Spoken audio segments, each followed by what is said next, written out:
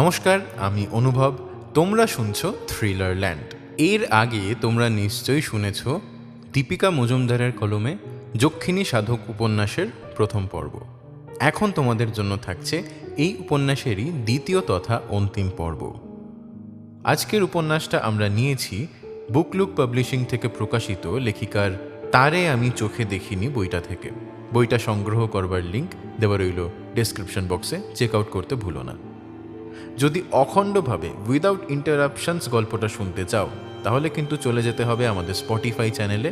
সেখানে কিন্তু গল্পটা অখণ্ডভাবে রিলিজ করা হয়েছে, শুনে ফেলতে পারো। লিঙ্ক রইল ডেসক্রিপশন বক্সে এবং পিন্ড কমেন্টসে। গল্প শুরু করবার আগে বলে রাখি, যারা যারা এখনও আমাদেরকে ইউটিউবে এবং স্পটিফাইতে ফলো এবং সাবস্ক্রাইব করোনি, প্লিজ করে দাও। আর অবশ্যই বেল আইকনটা অল করে রেখো, গল্পের নিয়মিত আপডেটস পেতে হবে তো নাকি। তাহলে আর দেরি না করে শুরু করা যাক আমাদের আজকের উপস্থাপনা। দীপিকা মজুমদারের কলমে যক্ষিণী সাধক উপন্যাসের দ্বিতীয় তথা অন্তিম পর্ব।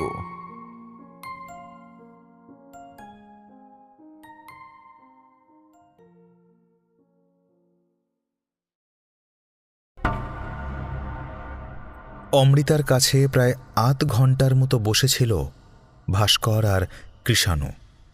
ভাস্কর প্রথমে ভেবেছিল সেদিনের ঘটনার কারণে অমৃতা এখনও কথা বলছে না, কিন্তু অমৃতা যখন বলল, লুসি দেওয়ালে মিলিয়ে গেল, তখন ব্যাপারটা ঠিক স্বাভাবিক বলে কিছুতেই মেনে নেওয়া গেল না। কৃষাণুর মুখে এই বাড়ির অস্বাভাবিক ঘটনার কথা শুনে প্রথমে পুরোপুরি বিশ্বাস করতে চায়নি ভাস্কর। এমনকি জ্বরের ঘোরে অমৃতার ভুল দেখার সম্ভাবনা একেবারে উড়িয়ে দেওয়া যায় না। কিন্তু প্রফেসর বিরূপাক্ষও যখন ঘরের দেওয়ালে লালচে পায়ের ছাপ দেখেছেন, তখন এটার দৃষ্টিভ্রমের পর্যায়ে থাকে না। সবচেয়ে আশ্চর্যের বিষয় হল, দুজন একই রকম দৃষ্টিভ্রমের শিকার হতে পারে না। অমৃতার ঘরে বসে ওরা যখন চারজন এই আলোচনায় মশগুল, তখন আসল চমকটা আসে অমৃতার দিদি শবরীর কাছ থেকে। ওদের আলোচনা চলাকালীন শবরী চায়ের ট্রে হাতে ঘরে এসেই বললেন, বিশ্বাস করুন, প্রথমে আমিও ভেবেছিলাম অমৃতা ভুল দেখেছে, কিন্তু আজ ঠাকুর ঘরে তামার গামলা আর গঙ্গা জল আনতে গিয়ে আমিও চার হাতের এক শ্যামবর্ণা নারীকে কাঠের আলমারির পেছনে বসে থাকতে দেখেছি। হ্যাঁ, বলেন কি? আগে বলেননি তো? না, বলিনি। ভেবেছিলাম সত্যানন্দবাবু কি বলেন সেটা আগে শোনা যাক। এরপরেই সবাইকে অবাক করে দিয়ে অমৃতা বলল, দিদি, তোর কি মনে হয় না জামাইবাবু একটু বেশি রকমের অদ্ভুত মানুষ? মানে কি বলতে চাইছিস কি তুই?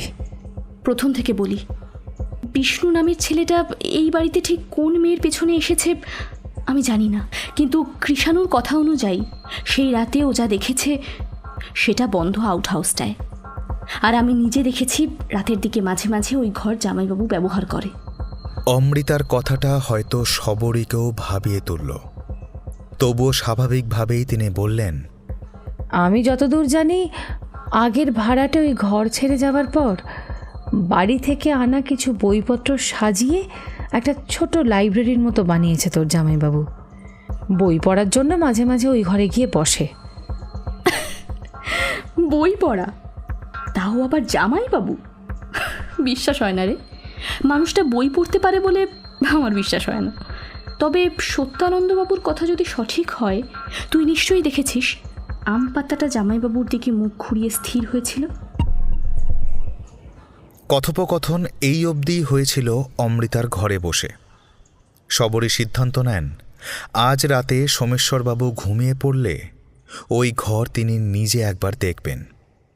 অমৃতার ঘর থেকে বেরিয়ে কৃষাণু আর ভাস্কর নিজেদের হোস্টেলে ফিরে যেতে চেয়েছিল। বাদ সাধল হঠাৎ আকাশ কালো করে আসা বজ্রবিদ্যুৎ আর তার সঙ্গে তুমুল বৃষ্টি। মরার উপর খাঁড়ার আঘাতস্বরূপ নিমেষে বিদ্যুৎহীন হয়ে পড়ল শিল্পাঞ্চলের বেশিরভাগ এলাকা। মেঘ ফেটে জল গলে পড়ছে শহরের উপর। বৃষ্টি কমার কোনো লক্ষণ নেই। গলিতে 1 হাঁটু জমা জল।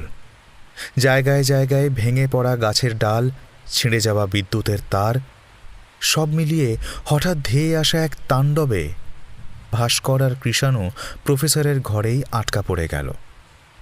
গরম চায়ের পেয়ালা হাতে একটা হাতলবিহীন কাঠের চেয়ারে বসেছিল কৃষাণু। এই বাড়িতে আসার পর সবচেয়ে কম কথা সেই বলেছে, কিন্তু মাথার ভেতরে শব্দরা যেন মাছের বাজারের চেয়েও তীব্র কোলাহল তুলেছে।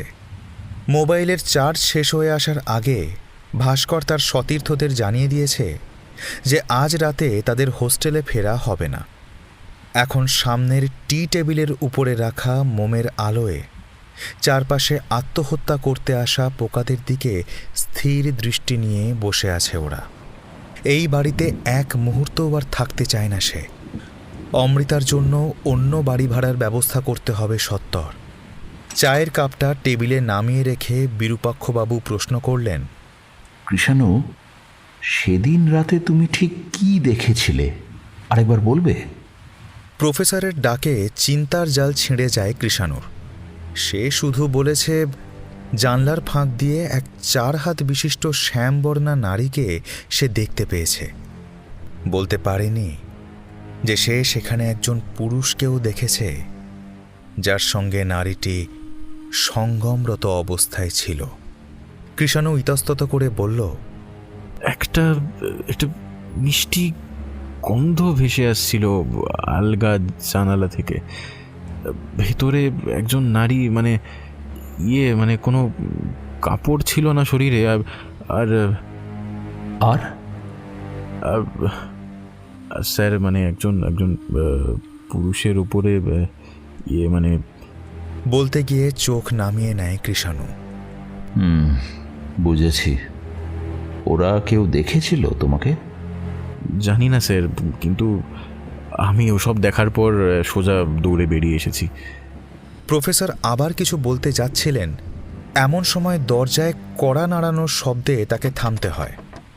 দরজা খুলেই অবাক হলেন প্রফেসর। মাথায় মুখে ওড়না পেঁচিয়ে হাতে একটা টর্চ নিয়ে দাঁড়িয়ে আছেন শবরী। আপনি এই সময়? হ্যাঁ হ্যাঁ, মানে একা যেতে ঠিক সাহস হচ্ছে না। যদি আপনি সঙ্গে যান। সোমেশ্বরবাবু? এক গলা খেয়ে ফিরলে আর সারা রাত হুঁশ থাকে না ওর। ও আচ্ছা, সে না হয় বুঝলাম। প্রফেসর শবরীকে কি বলবেন ভেবে পাচ্ছিলেন না। এর আগে মহিলার সঙ্গে কথোপকথনের সুখকর কোনো অভিজ্ঞতা তার নেই। বিদ্যুৎহীন বর্ষার রাতে একা মহিলার সঙ্গে অন্যের ঘরে তল্লাশি চালাতে যাওয়াটা উচিত হবে কি না সেটা ভেবে পাচ্ছিলেন না প্রফেসর। শবরী প্রফেসরের মনের ভাব বুঝতে পারলেন যেন। কৃষাণু আর ভাস্করের দিকে নির্দেশ করে বললেন, আমার সঙ্গে একা আসতে না চাইলে ওদের একজনকে সঙ্গে নিয়ে নিন। বিরূপাক্ষবাবু যেন হাতে চাঁদ পেলেন। ছাত্র দুটির দিকে চেয়ে বললেন, কে যাবে? আমি যাব স্যার। কৃষাণু চেয়ার ছেড়ে উঠে দাঁড়ালো। বিষ্ণুদার সম্পর্কে যদি কোনো খোঁজ পাওয়া যায়। এই, আমিও যাব। এখানে অন্ধকারে একা বসে থাকার মতন সাহস আমার অন্তত নেই। উঠে দাঁড়ালো ভাস্কর। চলো। প্রফেসর মোমের আলো নিভিয়ে একটা বড় টর্চ সঙ্গে নিলেন। ঘরটার তেমন কোনো বিশেষত্ব নেই। সেদিন জানলার ফাঁক দিয়ে লম্বালম্বিভাবে রাখা একটা সিঙ্গেল খাট দেখেছিল কৃষাণু। সেটা যথাস্থানেই রয়েছে, কিন্তু অদ্ভুত ব্যাপার হলো বিছানা দেখে মনে হয় সদ্য কেউ ব্যবহার করেছে। অথচ শবরীর কথা অনুযায়ী এই ঘরটা মাঝে মাঝে সোমেশ্বরবাবু ব্যবহার করেন। এছাড়াও আছে একটা বড় কাঠের বুকশেলফ। তাতে বইয়ের সংখ্যা খুব বেশি নয়। হাতের টর্চ বইয়ের তাকের উপর ঘুরিয়ে ঘুরিয়ে যতই দেখছিল কৃষাণু, ততই অবাক হচ্ছিল। বেশিরভাগই হিন্দু ধর্ম, জ্যোতিষবিদ্যা এবং তন্ত্রমন্ত্রের বই। সার দেওয়া বইয়ের তাকের পাশে একটা ছোট কাঠের আলমারি রাখা। আলমারির পাল্লাটা বন্ধ, কিন্তু তালা দেওয়া নেই। সবরে টর্চের আলো সেদিকে নিক্ষেপ করে বিরূপাক্ষ বাবুকে প্রায় ফিসফিস করে বললেন, এটা খুলুন তো প্রফেসর বাবু। আলমারিটা খুলতেই 3টে তাক উন্মুক্ত হলো। খালি আলমারি, শুধু মাঝের তাকে লাল শালুতে গিঁট দেওয়া একটা পুঁটুলি। বিরূপাক্ষবাবু পুঁটুলিটা বের করে খুলতে লাগলেন। বললেন, কি আছে এটায়? অসম্ভব ভারী তো। পুঁটুলিটা চৌকো, বাইরে থেকে দেখে মনে হয় ভেতরে কোনো বাক্স রাখা রয়েছে। সবরই নিঃশব্দে মাথা নাড়লেন। তিনি পুঁটুলিটা সম্পর্কে কিছুই জানেন না। গিঁট খুলতেই ভেতর থেকে একটা মোটা বই বেরিয়ে এলো, সঙ্গে একটা ভাঁজ করা কাগজ।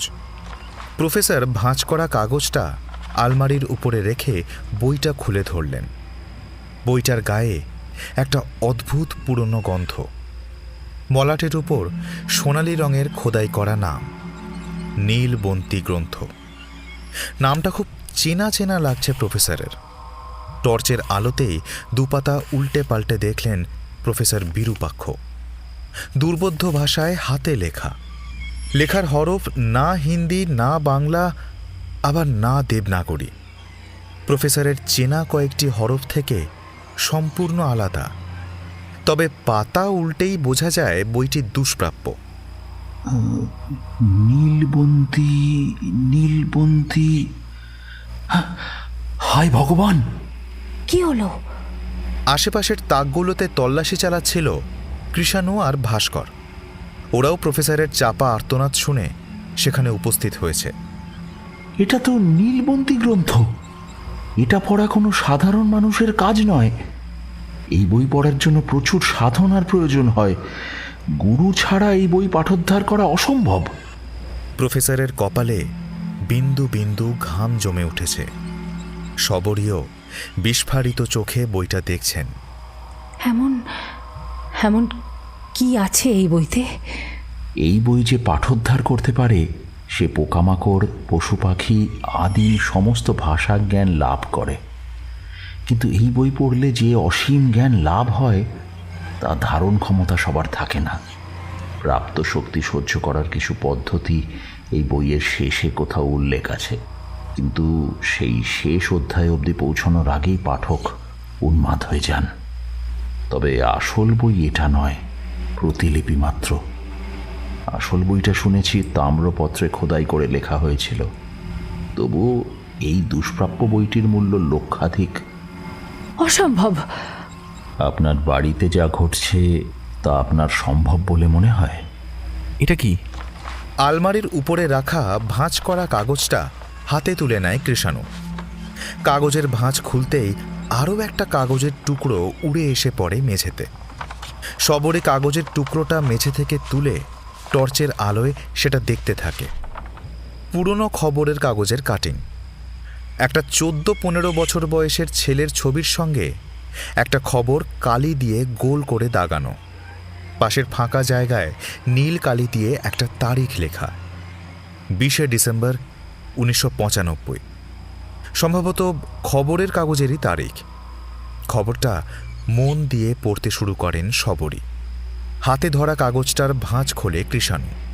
পরিষ্কার বাংলা হরফে লেখাটা পড়ে, কর্ণপিশাচিনী সাধনা পদ্ধতি। কি কি বললে? কর্ণপি চুপ! কৃষাণু বুঝে উঠতে পারে না হঠাৎ কি এমন ঘটল যে প্রফেসর এত ভয় পেয়ে গেলেন। এই ঘর থেকে আমাদের এক্ষুনি বেরিয়ে যাওয়া উচিত। কেন? বলছি, আগে এখান থেকে চলো। বইটা বগল দাবা করে কৃষাণুর হাত থেকে কাগজটা প্রায় ছিনিয়ে নিয়ে সকলকে ঘর থেকে এক প্রকার ধাক্কা দিয়ে বের করে দেন প্রফেসর। অসম্ভব। এই একটা শব্দ প্রায় 12-10 মন্ত্রমুগ্ধের মতো বলেছেন সবরই, কিন্তু উপস্থিত আর কারোর পক্ষেই সেই অসম্ভব ঘটনাটা বুঝে ওঠা সম্ভব হয়নি। সোমেশ্বরবাবুর লাইব্রেরি থেকে বেরিয়ে ওরা 4 জনেই প্রফেসর বিরূপাক্ষের ঘরে এসে উপস্থিত হয়েছে। বৃষ্টি তখনও টিপ টিপ করে ঝরেই চলছিল। শহরের কিছু এলাকায় বিদ্যুৎ সংযোগ ফিরে এলেও এই এলাকা তখনও বিদ্যুৎহীন। এই খবরের কাগজটার সম্পর্কে আপনি কিছু জানেন? খবরটা সকলেই পড়েছে। রুদ্র নামের এক কিশোরের কথা সেখানে লেখা আছে। পাশে একটা ছবিও আছে উল্লিখিত কিশোরের। খবরটা ছিল 1995 সনের। কোন পত্রিকা তার নাম কেটে বাদ পড়ে গেছে। খবরে লেখা আছে রুদ্র নামের এক কিশোর যে অজান্তেই লোকের ভবিষ্যৎ বক্তা হয়ে ওঠে। তার এই অলৌকিক ক্ষমতার কথা প্রকাশ পেতেই আশেপাশে ছড়িয়ে পড়ে। ধীরে ধীরে রুদ্র হয়ে উঠেছিল সাক্ষাৎ এক নরপিশাচ। বলি, তন্ত্রসাধনা, মারণ উচ্চাটনে সিদ্ধহস্ত এই কিশোর এক রাতে শ্মশান থেকে সদ্যজাতর মৃতদেহ তুলে নিয়ে জঙ্গলে বলি দিতে গিয়ে পুলিশের হাতে ধরা পড়ে। গ্রামের কিছু লোকের চোখে রুদ্র সাক্ষাৎ ভগবানের দূত, আবার কিছু লোকের কথায় সে বিকৃত মস্তিষ্কের এক কিশোর ছাড়া আর কিছুই না। প্রফেসরের প্রশ্নে নিঃশব্দে মাথা নাড়েন সবরী।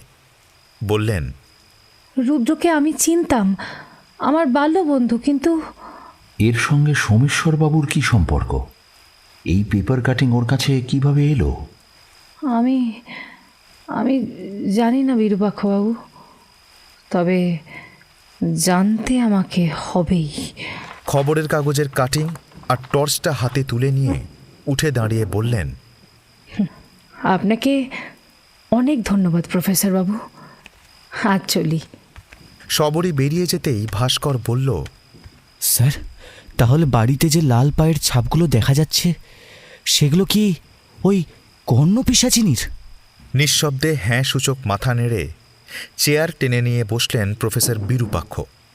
মৃদু স্বরে বললেন, নিম্নকোটির এক দেবী, তাই ঠাকুর ঘরেও প্রভাব বিস্তার করতে পারে। সাধনা তুষ্ট হলে সাধককে ভূত, ভবিষ্যৎ এবং জাগতিক সমস্ত বিষয়ের প্রশ্নের উত্তর কানে বলে দিয়ে যেতে পারে এই যক্ষিণী।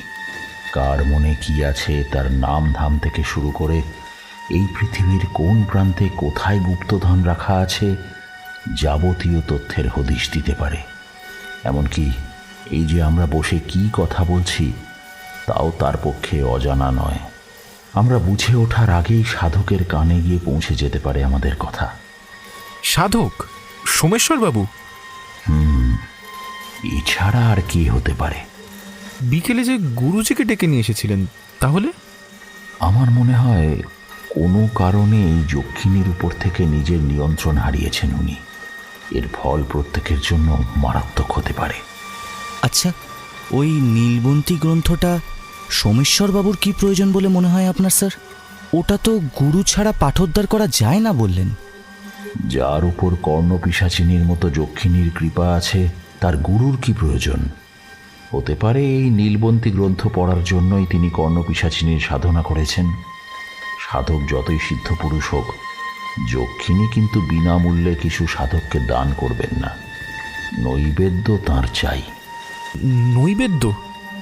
মানে যক্ষিণীর নৈবেদ্য মানে কি বলি? নরবলিও হতে পারে। আর আমি খুব ভুল না ভেবে থাকলে বিষ্ণুকে সম্ভবত বলি দেওয়া হয়েছে এই বাড়িতেই।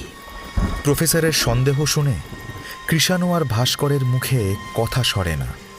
ওদের আতঙ্কগ্রস্ত দেখে প্রফেসর বললেন, তোমরা চিন্তা করো না, সকালেই হোস্টেলে চলে যেও।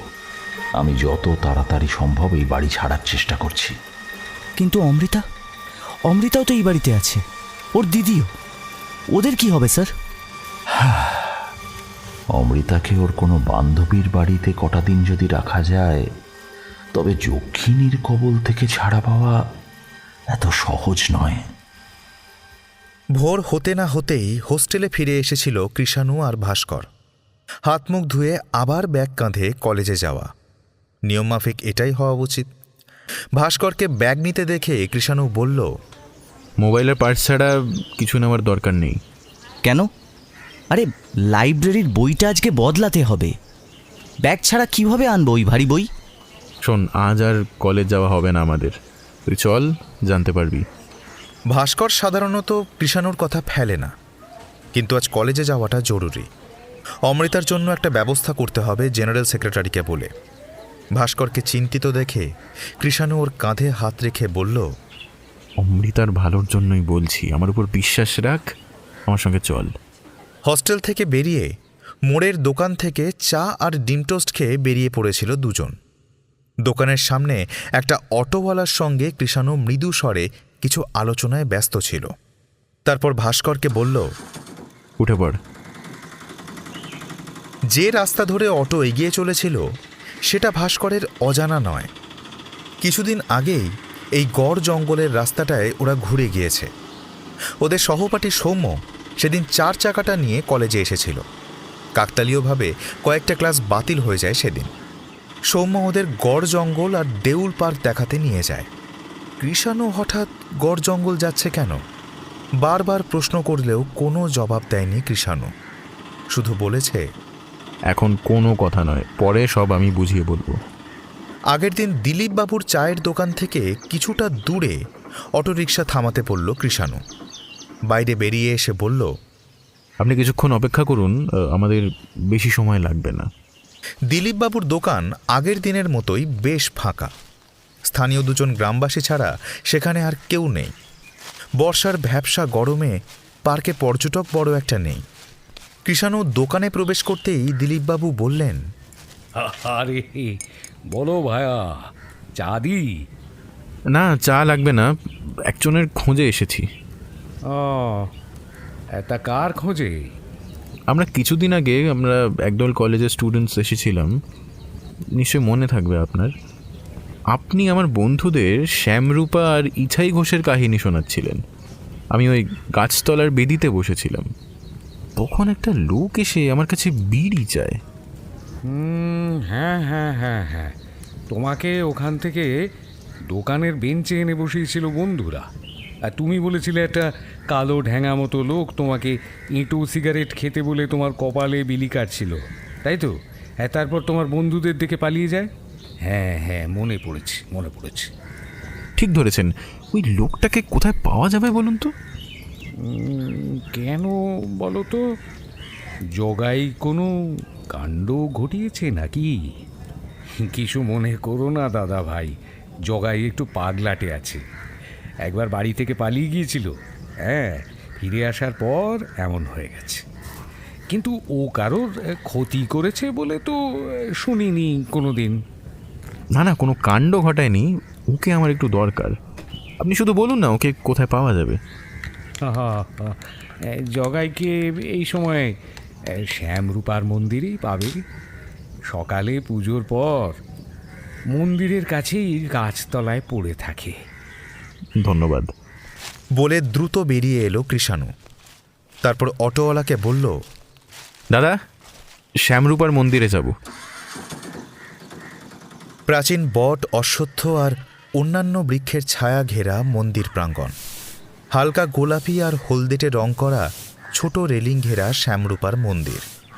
মন্দিরের সামনেই একজন মহিলা শুকনো পাতা ঝাড় দিয়ে পরিষ্কার করছিলেন।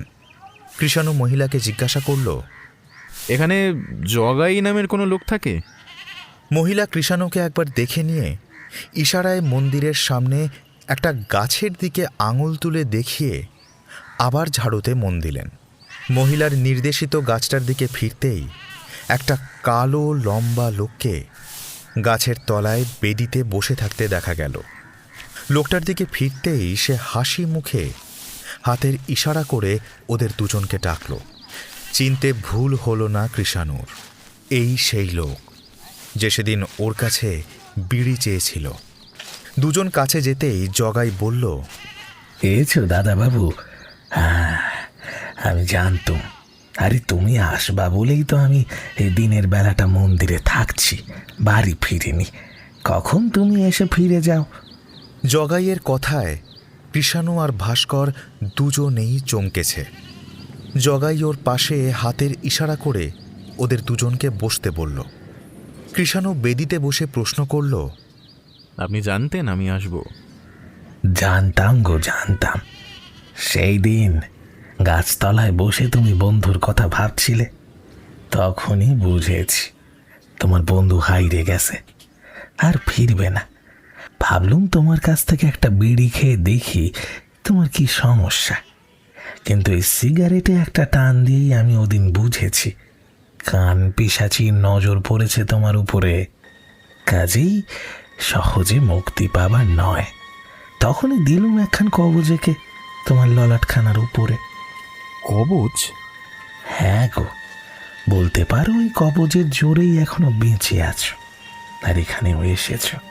তবে সময়ের আগে ওই পিশাচি বলি নেয় না। কিন্তু আপনি এত সব জানলেন কেমন করে? সেসব কি আর যারে তারে বলা যায় দাদাবাবু? তবে তোমারে বলছি, শোনো তবে। কত বছর আগের কথা না, আজ আর মনে পড়ে না দাদাবাবু। বাপ আগেই মরছিল, তারপর ম্যালোরি জ্বরে মাও মলো। খড়দরে আর মন বসে না, চাষের জমিও জলের অভাবে ফুটি ফাটা। বিয়ে করিনি তখনও, কোনো পেছোটানো নেই। আমি পাইলে গেলাম, তারপর স্টেশনে গিয়ে একটা ট্রেনে চেপে পড়লাম। টাকা পয়সা কিছু নিয়েছিলাম সঙ্গে। ওই টিকিট বাবু টাকা নিয়ে একটা টিকিট কেটে দিলেন, বললেন পরের দিন দুপুরে বেনারস স্টেশন এলেই নেমে পড়তে হবে, নইলে আবার অন্য টিকিট বাবু এসে ফাটকে পুড়ে দেবেন। আমি আর কোনো কথা না বাড়িয়ে চোখ বুজে কামরায় দরজার কাছে পড়ে রইলাম। হঠাৎ শুনি এক টিকিট বাবু এক বুড়ো সাধুকে গালাগালি দিচ্ছে। উঠে গিয়ে দেখলাম রোগা পাতলা গেরুয়া পরা দাড়ি জটাধারী এক সাধু। দেখেই কেমন ভক্তি হয়, কিন্তু সাধু বাবার কাছে টিকিট নেই। আমি বললাম, বাবারে মারবেন না, টিকিটের টাকা আমি দিচ্ছি। সাধু বাবার টিকিটও হলো বেনারস স্টেশন অবধি। তা সেই স্টেশনে নেমে সাধু বাবা আমারে বললেন, তুই কি এভাবেই সবাইকে সাহায্য করিস? তার বাড়ি কই, নিজেরই একবেলা পেটে গামছা বেঁধে চালাতে হয়। তোর সব কষ্ট দূর হবে। আমি ভাবলুম, যার নিজেরই ট্রেনের টিকিট দেওয়ার পয়সা নাই, সে আবার আমার কষ্ট দূর করবে। আমার এই কথাখানা কিভাবে যেন সাধু বাবা ধরতে পারলেন। বললেন, যার নিজেরই টাকার অভাব, সে তোমার অভাব দূর করবে কিভাবে? এটাই ভাবছো তো জগাই? আমি তো সাধু বাবার মুখে নিজের নাম শুনে অবাক। তিনি বললেন, আমার নাম শম্ভু বাবা, চলো আমার সঙ্গে। গেলুম সাধু বাবার সঙ্গে। নিজের কুঁড়ে ঘরে নিয়ে গিয়ে খাওয়ালেন, আমারে শুতে দিলেন। আর তারপরেই সন্ধ্যা লাগতেই নিয়ে গেলেন শ্মশানে। সে কি বিরাট, ইয়া চওড়া গঙ্গার ধারে সব চিতা জ্বলছে এদিক ওদিক। একটা গাছের তলায় বসলেন ওই সাধু বাবা, আমারে বললেন, সব জিনিসের একটা কিমত হয় বেটা। তুই যা চাইছিস তা পাবি, কিন্তু কিমত দিতে হবে। এর জন্য আমি তোকে দুটো পথ বলতে পারি।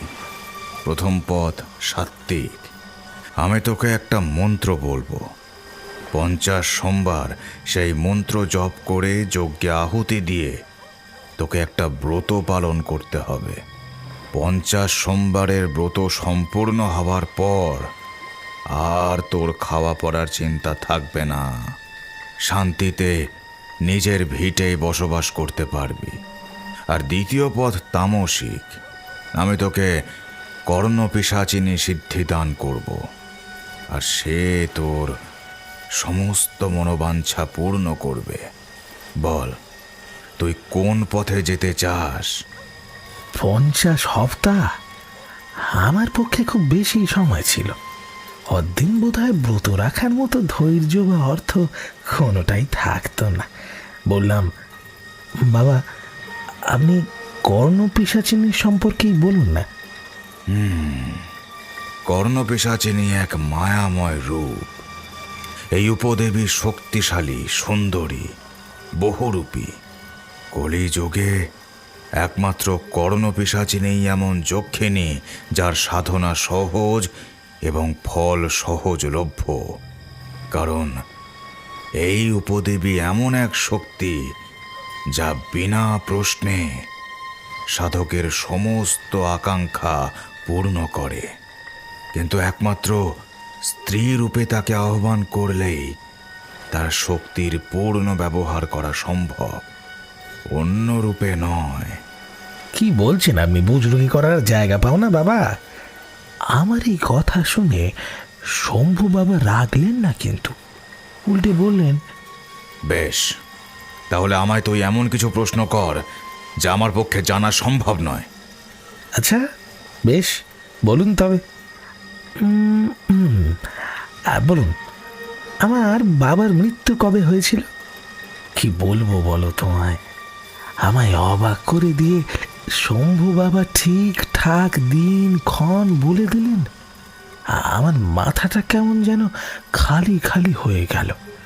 আমি শম্ভু বাবার সামনে হাত জোর করে বললাম, বাবা আপনি কেমন করে জানলেন? আমায় কর্ণপিশাচিনী বলেছে আমার কানে। যা সিদ্ধান্ত নেওয়ার তাড়াতাড়ি নে।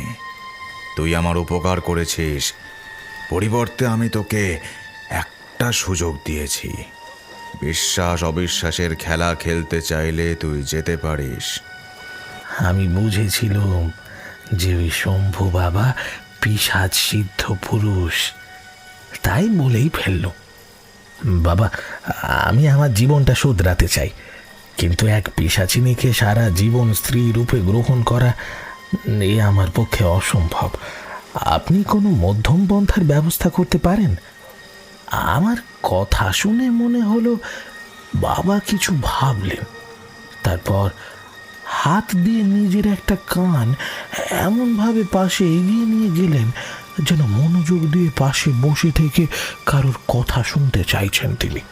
তারপরেই আমায় বললেন, কর্ণপিশাচিনী তোর খাওয়া পড়ার ব্যবস্থা করে দিতে রাজি হয়েছেন, কিন্তু রাজার হালে থাকা হবে না তোর। তাই বা কম কিসের বাবা? না খেয়ে এমন পাগল পাগল হয়ে ঘুরে বেড়ানোর জীবন থেকে তো রক্ষা পাবো। আমি কর্ণপিশাচিনীকে আহ্বান করছি, উনি তোকে আশীর্বাদ দিয়ে যাবেন। কিন্তু মনে রাখবি, সব জিনিসেরই একটা দাম দিতে হয়। এই বলে শম্ভু বাবা বিড়বিড় করে মন্ত্র জপ করতে শুরু করলেন। ওং হইং হ্রিং শ্রিং দং ভট কনক ব্রজ বৈদুর্য মুক্তলঙ্কৃত ভূষণে হে আগচ্ছ আগচ্ছ মম কর্ণে প্রবিশ্য প্রবিশ্য ভূত ভবিষ্য বর্তমান কয়েক মুহূর্ত বাদে দূরের কুয়াশা ঘেরা অন্ধকার থেকে নূপুরের শব্দে সজাগ হলাম। কি বলবো তোমায় দাদাবাবু, একজন লাল শাড়ি পরা ঘোমটা ঢাকা মেয়ে মানুষ এসে দাঁড়ালো আমার সামনে। ঘোমটার আড়াল থেকে বোঝা যায় অপূর্ব সুন্দরী স্ত্রী। আমার কাছাকাছি এসে নিজের ডান হাত আমার দিকে এগিয়ে দিয়ে আমার নাম ধরে ডাকলে, জগাই জগাই, আমার সাধকের জীবন রক্ষা করেছো তুমি জগাই। বলো বলো, কি চাই তোমার? আমার আমার জীবনকালে যেন থাকা খাওয়া পড়ার কোনো অভাব না হয়। যেমন তোমার ইচ্ছা। আমি আশীর্বাদ করছি, তোমার থাকা খাওয়া পড়ার কোনোদিন কোনো অভাব হবে না। চরম দুঃসময়েও তোমার এই 3টি সংস্থানের সুউপায় বজায় থাকবে। এই বলে সেই স্ত্রীলোকটি আমার ডান হাতটা নিজের ডান হাতের ওপর নিয়ে বাঁ হাতের আঙুলগুলো দিয়ে চক্রাকারে কিছু একটা আনতে লাগলো। বিড়বিড় করে মন্ত্র আওড়াতে লাগলো কিছু। আমার মাথার ভেতরে সব কেমন যেন উলট পালট হয়ে যাচ্ছিল।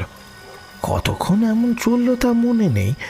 তারপর হঠাৎ সেই পিশাচিনী আমার হাতের কবজিটা এমনভাবে ধরলো যেন শিকারি বাঘের থাবার নিচে অসহায় হরিণ শিশুর গর্দান।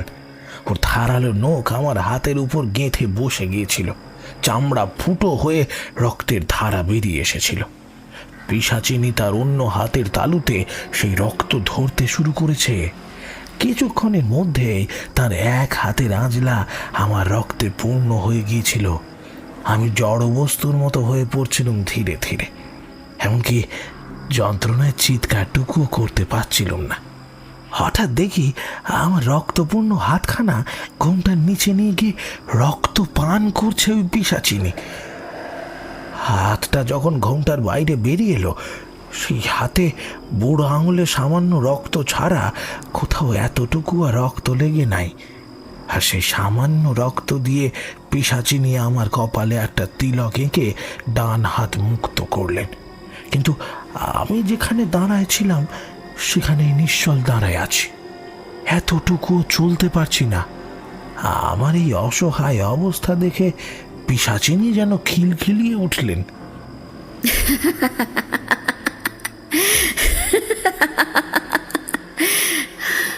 আমি তোমার ইচ্ছা পূর্ণ করেছি। আজ থেকে তোমার অন্ন, বস্ত্র, বাসস্থানের কোনো অভাব থাকবে না। কিন্তু কিন্তু আমায় নৈবেদ্য চড়াতে হবে তোমায়।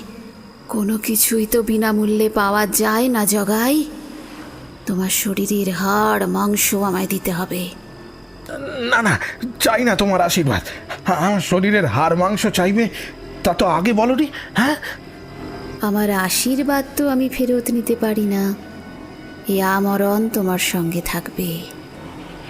তুমি আগে আমায় জিজ্ঞেস করনি যে আমার কি চাই। তোমাকে আগেই বলা হয়েছিল যে সব জিনিসের একটা মূল্য দিতে হয়।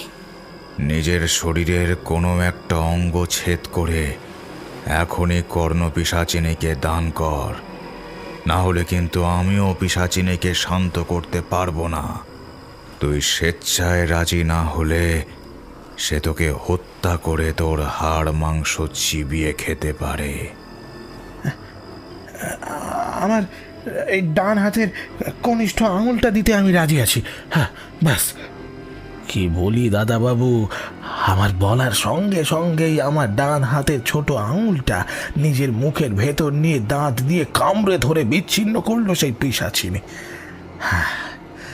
আমি তো যন্ত্রণায় কাতর হয়ে জ্ঞান হারিয়েছিলাম ওখানে। তারপর তারপর আর কি, ডান হাতের কনিষ্ঠা শূন্য জায়গাটায় জগাই হাত বোলালো। সকালবেলায় শম্ভু বাবাও নেই, ওই পিশাচিনীও আর নেই। আমারে গাছতলায় অজ্ঞান পড়ে থাকতে দেখি কেউ হাসপাতালে নিয়ে গিয়েছিল। বাড়ি ফিরলুম, বিয়ে করলাম, ঘর সংসারেও মন বসলো। পরিবারের খাওয়া পড়ার আর কোনো সমস্যা নেই। কিন্তু আপনি যে কী সব কবচ টবচের কথা বলছিলেন সেগুলো সত্যি? এই দেখো দাদাবাবু, আরে বাবা, সত্যি না হলে তুমি কি এখানে আসতে? হ্যাঁ, সেই ঘটনার পর আমার একটা জেদ চেপে গিয়েছিল। নিরঙ্কুশ বাবা নামের এক সাধুর সঙ্গে মন্দিরে মন্দিরে গিয়ে বসতুম, পিশাচ সিদ্ধ সম্পর্কে জানতুম, বেশ কিছু জিনিস শিখেছি আমি। এও বুঝেছি যে পিশাচিনীদের বশে রাখতে তাদের ইচ্ছে মতো নৈবেদ্য না দিলে এক সময় নিয়ন্ত্রণের বাইরে চলে যায় তারা, আর ঠিক তখনই সাধকের জীবন সংশয় হয়ে ওঠে। এ পর্যন্ত কম সাধককে কি আর পিশাচের কবল থেকে মুক্ত করলাম? কবচটা কি? ওই তোমার বন্ধুর কপালে এঁকে দিয়েছিলাম গো দাদা বাবু। ওটার জন্যেই তোর মনের কথা কান পিশাচি এখনো পড়তে পারিনি, নইলে সেই রাতে তুমি পাঁচিল টপকে বেঁচে ফিরতে। আচ্ছা, কর্ণ পিশাচিনী যদি সবার মনের কথা জানতে পেরে যায় তাহলে তো আমার কবচের ব্যাপারটাও নিশ্চয়ই জানে। হ্যাঁ, এইটা ভালো বলছো দাদাবাবু। না, জানতে পারে না, কারণ পিশাচিনী হলো উপদেবী, আর এই ঢেকুর গড় মা শ্যামরূপার ক্ষেত্র। জয় মা, ভগবতীর স্থানে পিশাচিনীর কোনো জাদু চলে না বাবা। তবে তোমার মনের কথা পড়তে না পেরে সাধকের একটা সন্দেহ তো হবেই। সোমেশ্বরবাবু কি আমাদের কোনো ক্ষতি করতে চাইছেন? অমৃতাকে কিভাবে বাঁচাবো আমরা? কিন্তু আমার মনে একটা খটকা আছে। দাঁড়াও দাঁড়াও দাঁড়াও, আমি তোমার সঙ্গে আলাদা করে কথা বলতে চাই। তোমার বন্ধু জানতে পারলেও ওর মাধ্যমে কর্ণ পিশাচিনীর কাছে খবর পৌঁছাতে পারে বাবা। এই ভগবতী স্থান ছেড়ে বাইরে গেলেই তোমরা বিপদগ্রস্ত হতে পারো। ভাস্করকে বেদির উপর বসিয়ে কৃষাণুকে নিয়ে মন্দিরের চাতাল থেকে খানিকটা দূরে গিয়ে বসল জগাই। ভাস্করের মনে তখন একটাই ঝড়, ওই বাড়িতে অমৃতা সুরক্ষিত নয়। জগাইয়ের সঙ্গে মিনিট 15 কথাবার্তা সেরে কৃষাণু এসে বসল। চল হোস্টেল ফিরি। কথা হলো কিভাবে? আহা, চিন্তা করো না দাদা বাবু, তোমার বন্ধুর কিচ্ছু হতে দেব না আমি আছি তো। আমি সব ব্যবস্থা করে দেব।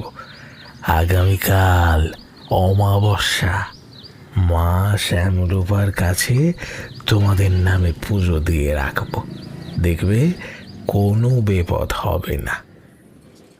হস্টেলের কাছাকাছি এসেই ঘড়ি দেখল কৃষাণু, 11:30 বাজে। এখন আর কলেজে যাওয়ার কোনো মানেই হয় না। অটোর ভাড়াটা দুজনে মিটিয়ে কৃষাণু ভাস্করকে বলল, শোন, তুই রুমে যা, আজ আর কলেজ যাস না, আমার একটু কাজ আছে, ফিরতে একটু রাত হবে। সারাটা রাস্তা দুজনে অটোর ভেতরে কাঠ হয়ে বসেছিল, একটা কথাও বলেনি। এই প্রথম কথা বলল কৃষাণু। যা ঘটছে আর যা শুনছে ভাস্কর, তাতে বিস্ময়ে সে চুপ হয়ে গেছে। কৃষাণুর কাঁধে হাত রেখে ভাস্কর বলল, সাবধানে থাকিস ভাই, প্রয়োজনে একটা ফোন দিস, পৌঁছে যাব, ঠিক আছে? কৃষাণু একটা শুকনো হাসি দিয়ে বাসস্ট্যান্ডের দিকে হাঁটতে লাগলো। একটা জরুরি ফোন করতে হবে ওকে। হস্টেল থেকে বেরোবার সময় পাওয়ার ব্যাংকটা সঙ্গে নিয়েছিল।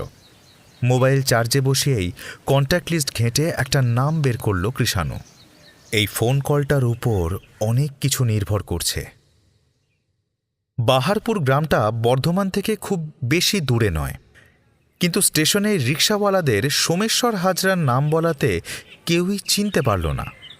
শেষে এক বয়স্ক রিকশাওয়ালা এসে কৃষাণুকে বলল, হাজরা বাড়ি যাবেন তো চলেন, আমি নিয়ে যাই, ওরা কেউ চিনবে না। বৃদ্ধের রিকশায় চড়তে একটু সংকোচ বোধ হচ্ছিল কৃষাণুর, কিন্তু কৃষাণুর মনে হলো এই বৃদ্ধ সোমেশ্বর হাজরার অতীত সম্পর্কে কিছু জানলেও জানতে পারে। বাহারপুর নামের গ্রামীণ এলাকা, কিন্তু ছোটোখাটো মফস্বল বললেও ভুল করা হয় না।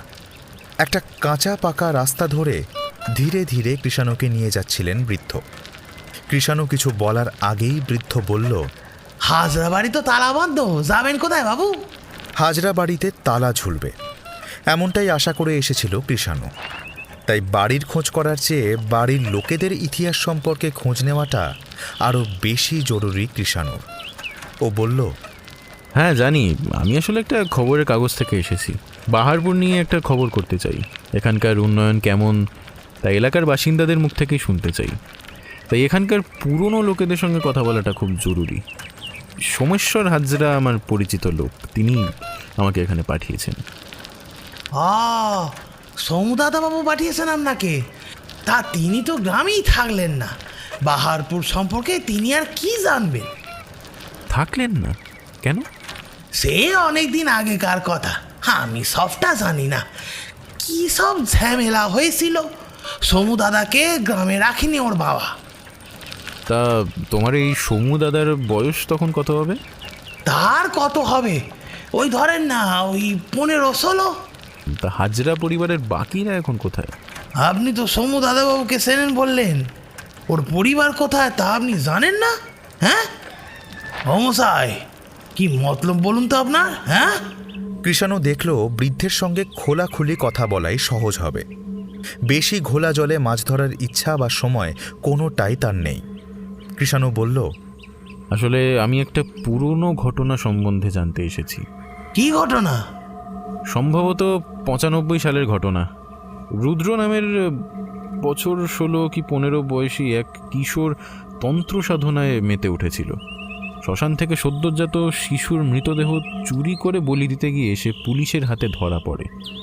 সেই ছেলেটার পরে কি হয়েছিল শুনেছি ও নাকি এই বাহারপুর গ্রামের ছেলে।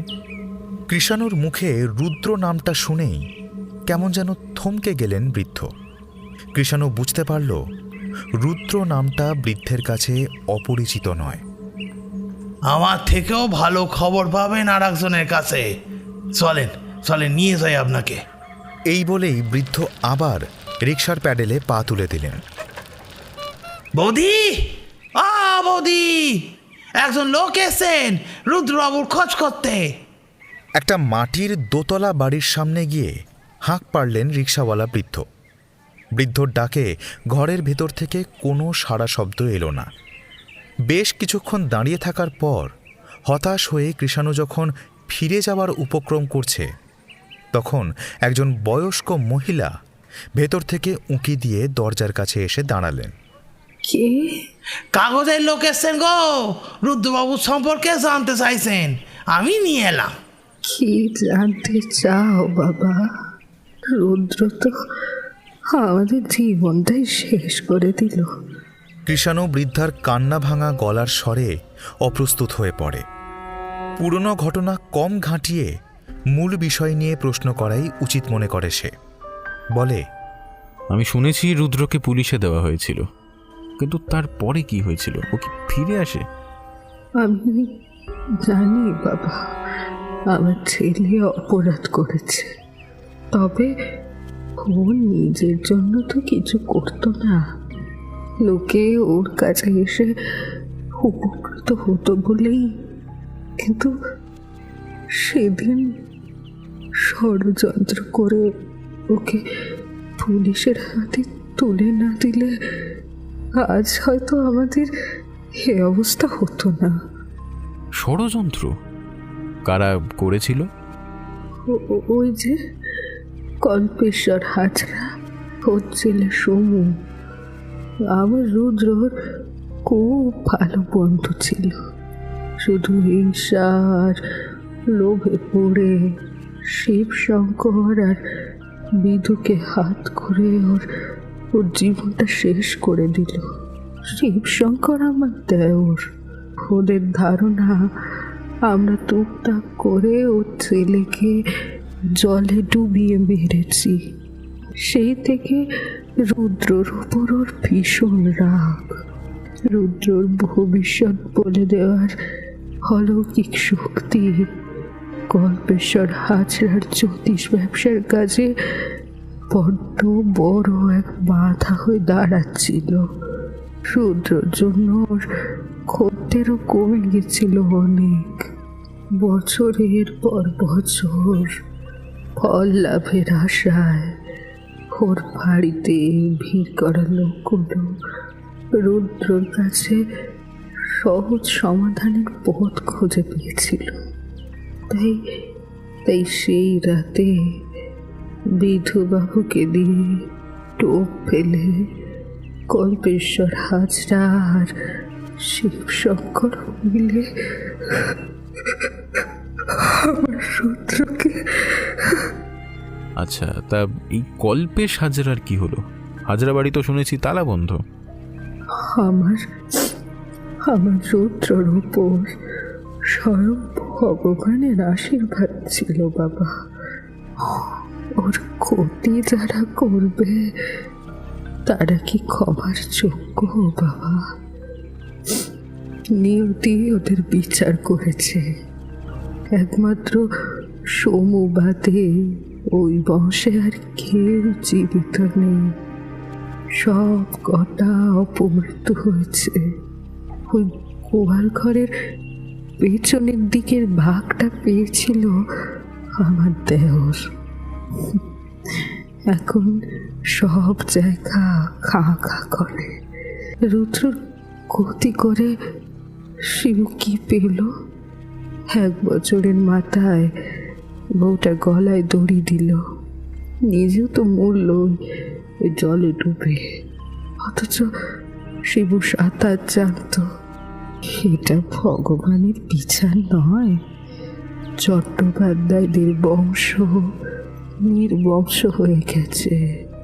ওই এক শ্বশুরের ভিটে আগলে পড়ে আছি কেবল আমি।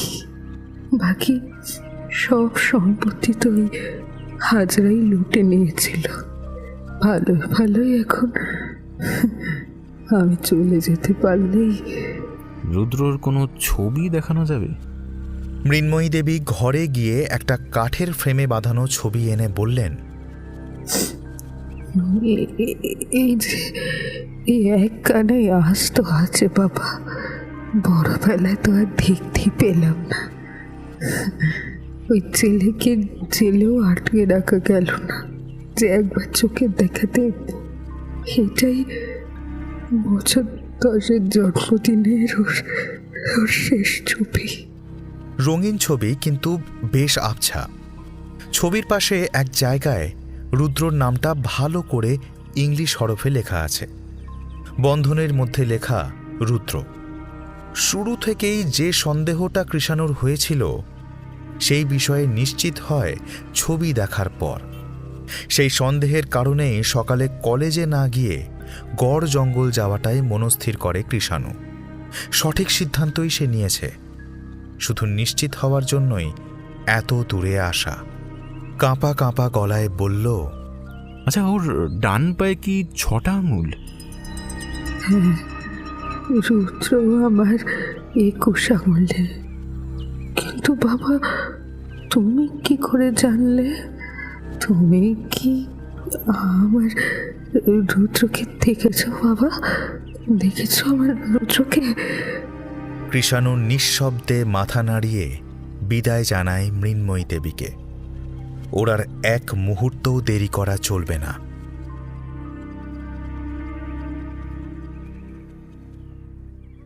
সকালে সেই যে কৃষাণু বেরিয়ে গেল, তারপর থেকে হোস্টেলের ঘরে একলাই বসে আছে ভাস্কর। কৃষাণুকে 2বার ফোন করার চেষ্টা করেছে সে, কিন্তু কৃষাণু ফোন ধরেনি। মেসেজ পাঠিয়েছে চিন্তা না করতে, কিন্তু চিন্তা তো আর ভাস্করের অধীনে নয়। ওদিকে আজ সকাল থেকে অমৃতাকেও ফোনে পাওয়া যাচ্ছে না। কৃষাণু বারণ করে দিয়ে গেছে কলেজে না যেতে। গেলে না হয় প্রফেসর বিরূপাক্ষর কাছ থেকে একটা খবর জোগাড় করা যেত। অবশ্য বিকেলে বিরূপাক্ষবাবু ফোন করে ওদের কলেজে না আসার কারণ জানতে চেয়েছিলেন। ভাস্কর কৃষাণুর বারণ করে দিয়ে যাওয়ার কথাটা বলেছে, কিন্তু কৃষাণু কোথায় গিয়েছে প্রশ্ন করাতে ওর পক্ষে বলা সম্ভব হয়নি। সে তো নিজেও জানে না যে কৃষাণু কোথায় গেছে।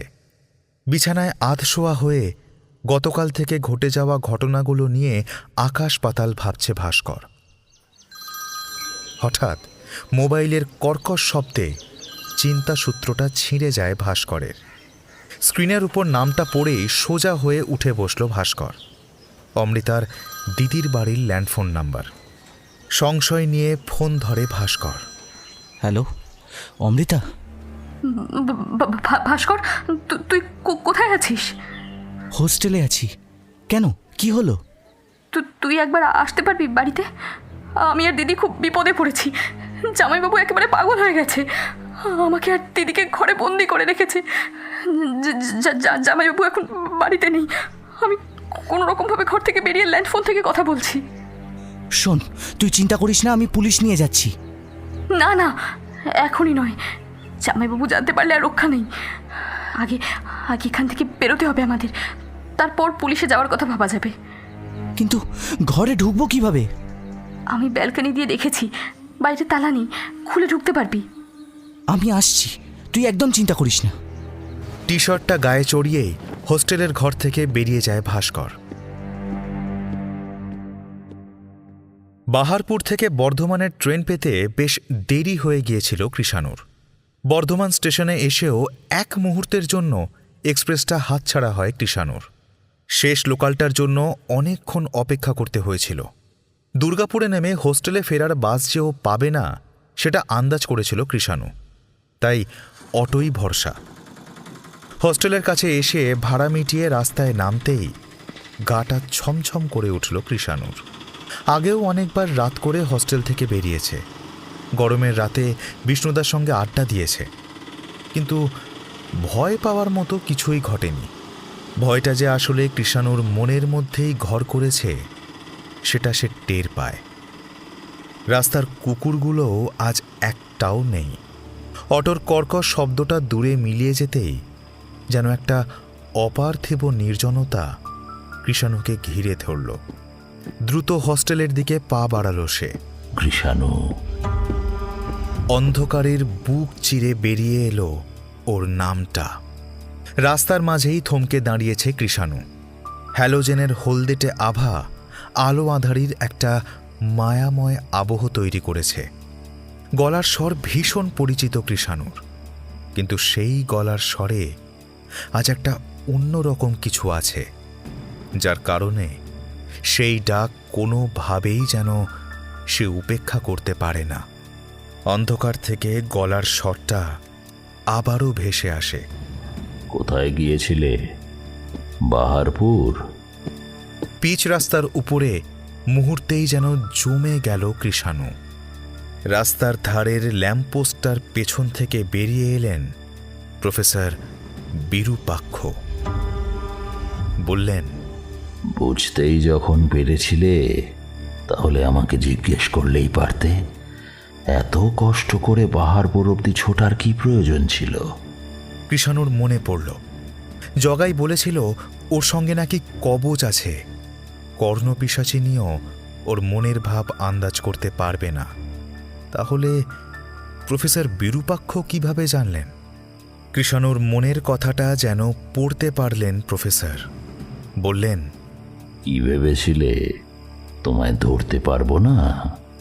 যেদিন বাড়ির পাঁচিল টপকালে সেদিন থেকেই তোমায় ট্রেস করতে পারছিলাম না। পারতামও না যদি না তুমি নিজের মুখে ওই বাড়িতে যাওয়ার কথাটা বলতে।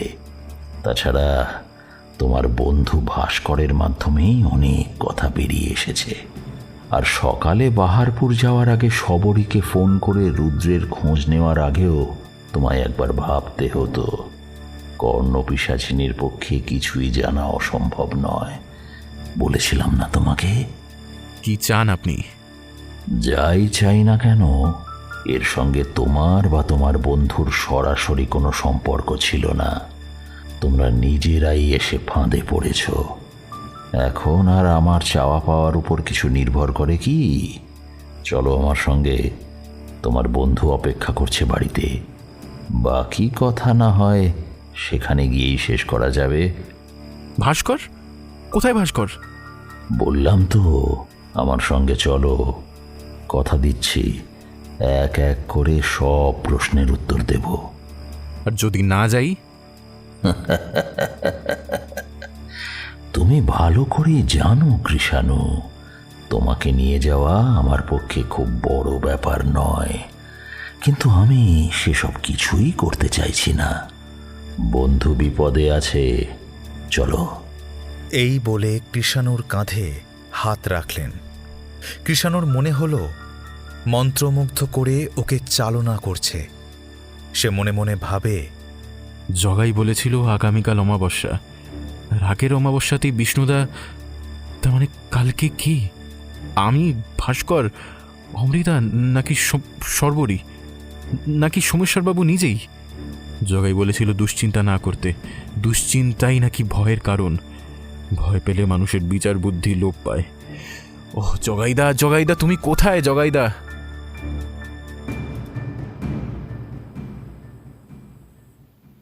সোমেশ্বরবাবুর একতলার ছোট লাইব্রেরির ঘরটায় হাত পা বেঁধে রাখা হয়েছে অমৃতা, শবরী, কৃষাণু আর ভাস্করকে। ঘরের মেঝের উপর সোমেশ্বরবাবুকে শুইয়ে রাখা হয়েছে কড়া ঘুমের ওষুধ দিয়ে। এই ঘরে ঠিক কখন আর কিভাবে এলো সেটা কৃষাণুর মনে নেই।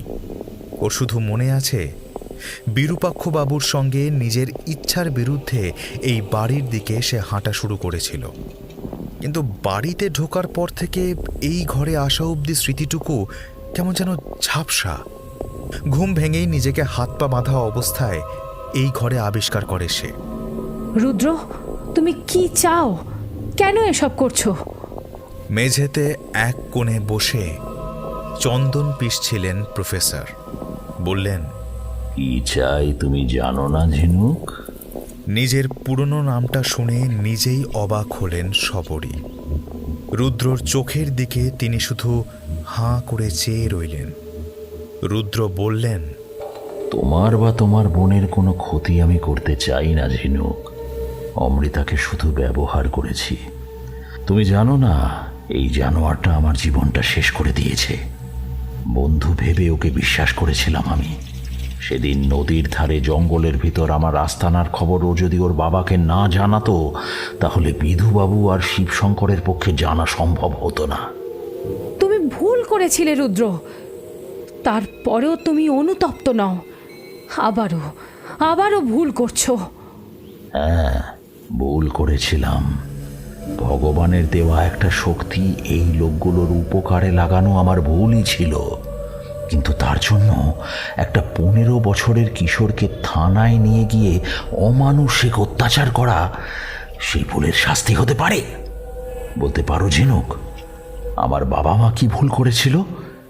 রিহ্যাব সেন্টারে থাকাকালীন একটা দিনও আমার এমন যায়নি যে আমার মায়ের মুখটা মনে পড়েনি। যে মা আমার পিছনে সারাটা দিন ব্যস্ত থাকতো, সেই মা আমায় একবারও দেখতে এলো না। এটা মেনে নেওয়া কঠিন ছিল আমার পক্ষে। তাই একদিন সুযোগ পেয়ে রিহ্যাবের পাহারাদারের মাথায় ওরই লাঠির ঘায়ে আহত করে পালিয়ে গেলাম বাহারপুরে। রিহ্যাবে আমার তখন মাস 6 কেটে গেছে। ভবিষ্যতের কথা চিন্তা করিনি, মাকে দেখতে যাওয়াই ছিল মূল উদ্দেশ্য। প্রথমেই বাড়ি ঢোকার সাহস হয়নি, জানো ঝিনুক। বাগানের বেড়ার আড়াল থেকে দেখছিলাম মাকে, সাদা ধান পড়া, খালি সিঁথি মায়ের। এই 6 মাসেই মায়ের বয়স যেন 20 বছর বেড়ে গেছে। খবর পেয়েছিলাম শিবশঙ্কর আর কল্পেশ্বর হাজরা মিলে বাবাকে দিয়ে জমি জমা সম্পত্তি অনেকটাই লিখিয়ে নিয়েছে। মায়ের কারণে দাদুর ভিটেটা বোধহয় বেঁচে গিয়েছিল। বলো বলো, আমার কি এটাই প্রাপ্য ছিল? বলো। রুদ্রর কথার উত্তরে কিছু একটা বলতে যাচ্ছিলেন শবরী। হাত দেখিয়ে ওকে থামিয়ে দিয়ে আবারও রুদ্র বললেন, আমার কথা শেষ হয়নি ঝিনুক, শুনছ যখন পুরোটাই শোনো।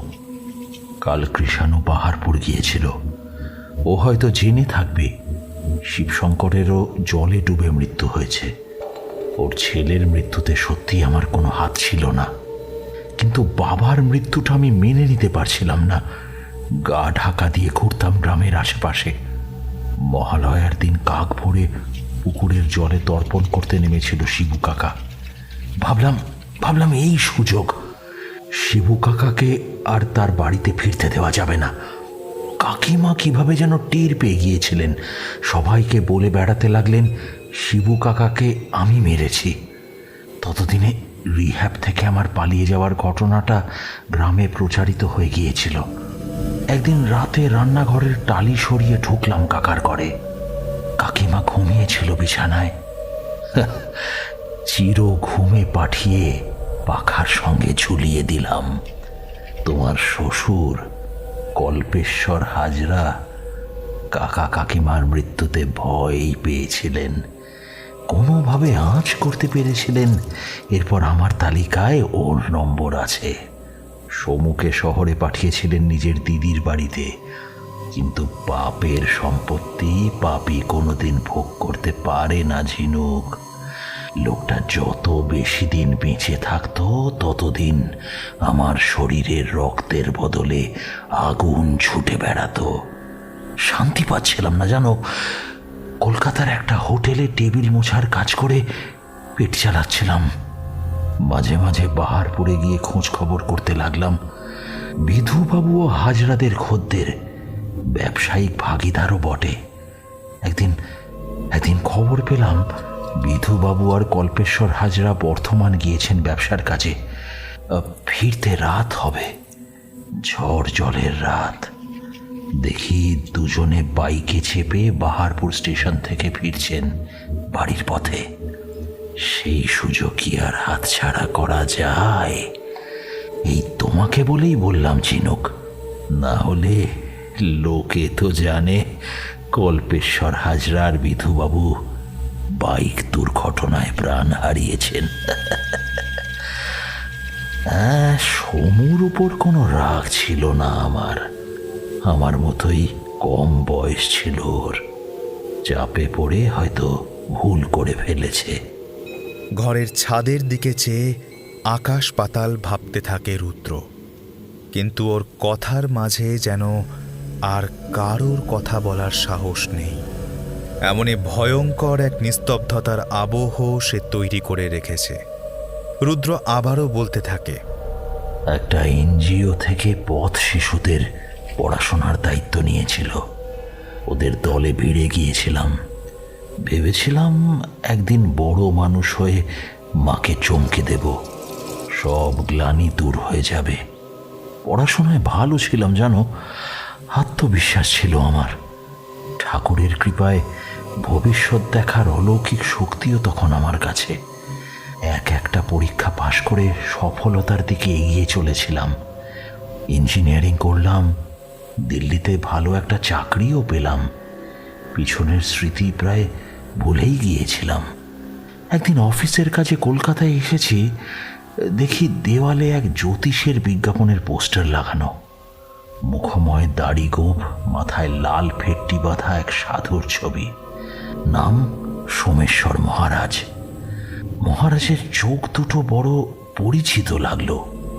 ফোন করে একদিন চেম্বারে গেলাম। সোমুকে চিনতে অসুবিধে হয়নি। খোঁজ খবর নিলাম ওর সম্পর্কে। শুনলাম সোমু তোমায় বিয়ে করেছে। ক্ষমা করে দিয়েছিলাম জানো, কিন্তু পুরনো রাগটা কেমন যেন চাকার দিয়ে উঠল দুটো কারণে। জানতে পেরেছিলাম সমুর দুর্গাপুরে একটা বাড়ি আছে, ওখানে মাঝে সাঝে যায়। পিছু নিলাম একদিন। এই বাড়িটা দেখে নিজের মাথাটা ঠিক রাখতে পারিনি। কত শখ করে দাদু এই বাড়িটা বানিয়েছিলেন। দাদু বলতেন, রুদ্র কি বাহারপুরের মতো অজপাড়া গায়ে পড়ে থাকবে, বড় শহরে থাকবে রুদ্র। হাজরা পরিবার শুধু আমাদের জীবনটাকেই শেষ করেনি, আমার দাদুর স্বপ্নেও নিজেরা ভাগিদার হয়ে বসে আছে। বাড়ির মুখ ছিল পূর্ব দিকে, সমু ওটা ভেঙে দক্ষিণমুখী করেছে দেখলাম। রাগের দ্বিতীয় কারণটার সূত্রপাত তোমাকে দিয়ে ঝিনুক। এমন একটা লোকের সঙ্গে তুমি থাকো কিভাবে, যে লোকটা নিজের পেশা সম্পর্কে তোমায় ন্যূনতম ধারণাটুকুও দেয় না, একটা দিনের জন্য বাপের বাড়ি যেতে দেয়নি তোমায়, এমন একটা লোকের ঘর করছো তুমি। ওকে ক্ষমা করা যায় না, কিন্তু এত সহজ পথে ওকে মৃত্যু দিতে চাইনি। নিজের পুরনো রূপটা ঘুরে দাঁড়িয়েছিল আমার মধ্যে। পিশাচ সাধনায় মন দিলাম, সফলও হলাম। এই বাড়িতে পর পর দুজন ভাড়াটের অপমৃত্যু কোনো কাকতালীয় ঘটনা নয়। প্রথমে মিতালি পাল নামের গৃহবধূ। রাতের বেলায় বাড়িতে ভৌতিক কর্মকাণ্ডের সম্মুখীন হলে সুস্থ মানুষেরও হার্ট ফেল হয়। আর এরপর নবারুণ অধিকারী।